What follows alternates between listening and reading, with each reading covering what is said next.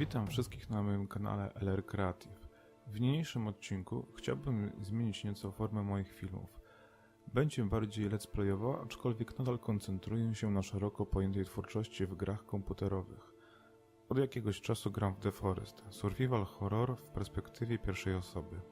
Fabuła gry jest następująca. Samolot, który leci, nasz bohater ulega wypadkowi.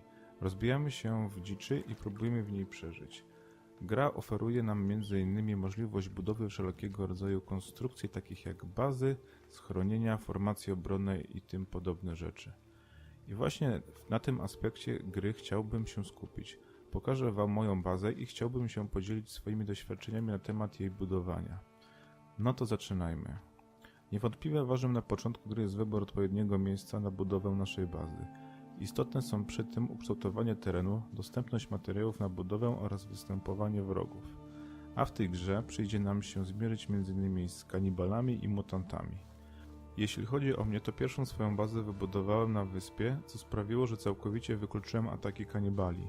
Drugą zaś, którą właśnie chcę Wam pokazać, wybudowałem u stóp gór, które występują w północnej części półwyspu. Zdecydowałem się na to miejsce, gdyż chciałem wykorzystać naturalne ściany, które tworzą góry i tym samym zmniejszyć linię obrony. Dzięki temu, że mój mur jest krótki, to zdążyłem go wznieść na odpowiednią wysokość, zanim kanibale zaczęły mnie regularnie nękać. W okolicy występuje bardzo duża ilość kamieni, dlatego zdecydowałem się, że to z nich zrobił mur obrony. Surowiec ten szybciej się zbiera niż drzewa i pozwala tworzyć bardziej złożone struktury. W pierwszej kolejności zbudowałem domek na drzewie, który dawał mi możliwość schronienia się, zapisu stanu gry i przespania się. Kiedy budowałem mur, poprowadziłem go tak, aby platforma na tym domku była wysunięta poza linię muru. Potem ją nawet rozbudowałem, a chodziło o to, żeby móc razić strzałami wroga, który będzie chciał sforsować mi drzwi. Jakbym wybudował platformę zlicowaną z murem, to miałbym utrudnione strzelanie do wroga, który stoi bezpośrednio przy ogrodzeniu. A póki co, strzelanie z łuku to chyba najskuteczniejszy sposób obrony. Pułapki, które możemy budować, nie są tak skuteczne w praktyce. Kolejnym etapem było zbudowanie podniesionego fundamentu, a następnie wybudowanie pomieszczeń powyżej. Następnie stwierdziłem, że dobrym pomysłem będzie stworzenie drugiej linii muru.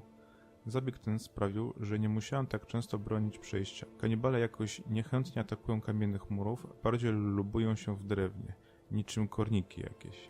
Minusem tego rozwiązania było utrudnienie sobie wejścia do środka bazy. Z pomocą przyszła tyrolka, która służyła również za transport drewna do środka.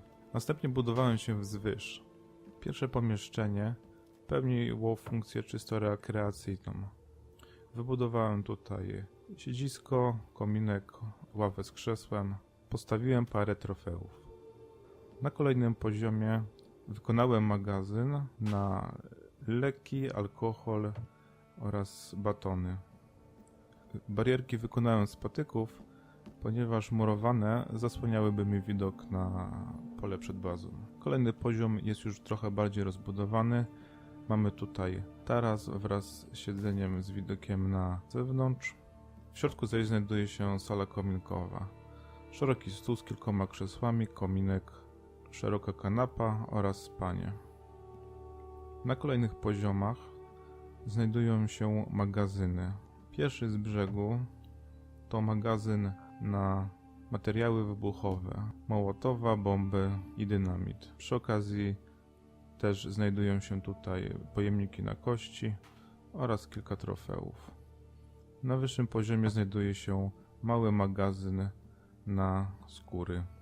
Jeszcze wyżej znajduje się katapulta, która pełni głównie rolę dekoracyjną. Jako broń jest całkowicie według mnie bezużyteczna, ponieważ przy jej użyciu mamy bardzo ograniczone pole widzenia. Nie mówiąc o tym, że w biomie zimowym całkowicie nie widać celownika, gdzie polecą pociski. Następne piętro to niezależna konstrukcyjnie platforma, na której znajdują się 3 budynki. Wchodząc na górę idziemy szerokim tarasem, gdzie znajduje się ławka, gdzie możemy podziwiać widoki na zewnątrz. Pierwszy budynek to tak zwany dom weselny. Na parterze znajduje się sala kominkowa, gdzie postawiłem szeroki stół z kilkoma krzesłami, wiele trofeów, kominek z bronią ozdobną. Całość rozświetla żerandol z czaszek. Zaś w pokoju obok znajduje się spiżarka z jedzeniem. W pomieszczeniu wyżej zorganizowałem ogród botaniczny, gdzie przechowuję też żywe króliki. Na ostatnim piętrze znajduje się najwyższy taras widokowy, gdzie mamy widok na całą okolicę. Wewnątrz zorganizowałem małą zbrojownię, gdzie znajdują się stojaki na broń, kosze na strzały oraz stojaki na zbroję. Jeszcze jeden mały taras z uprawami roślinnymi i przechodzimy do następnego budynku. Jest to kościół, który pozwoliłem sobie trochę udekorować. Z uwagi na niego poprzedni budynek nazwałem sobie domem weselnym. Słyszałem teorię, że mutant zwany robakiem pojawia się dopiero po wybudowaniu kościoła. Póki co nie miałem okazji tego potwierdzić. Następnym budynkiem, który postawiłem, była wieża. Miejsce jej wybudowania okazało się bardzo trafionym, gdyż po wejściu na jej szczyt i skorzystaniu z lotni jestem w stanie przelecieć do każdego miejsca na półwyspie. Kiedy zdecydowałem się na budowę na tej półce skalnej, to stwierdziłem, że dotychczasowy transport drewna jest zbyt czasochłonny, w związku z czym wybudowałem windy. Łącznie z fundamentami pod wyższą windę kosztowało mnie to około 200 kłód. Jednak na górę wywiozłem grubo ponad 800 kłód, o patykach i kamieniach nie wspominając, więc opłacało się. Równolegle z budową tych wind ruszyłem ze znoszeniem trzeciej linii muru kamiennego. Kanibale bardzo utrudniały mi zbieranie drzewa, postanowiłem więc wydzielić sobie taki obszar, w którym będę mógł swobodnie pozyskiwać materiały na budowę. Wprawdzie podstawowa wysokość muru nie jest dla kanibali żadną przeszkodą, ale i tak po jej wybudowaniu odczułem zmniejszenie intensywności ataków. Kiedy postawiłem drugą, a potem trzecią warstwę, mogłem już spokojnie zbierać drzewo i wywozić je na górę.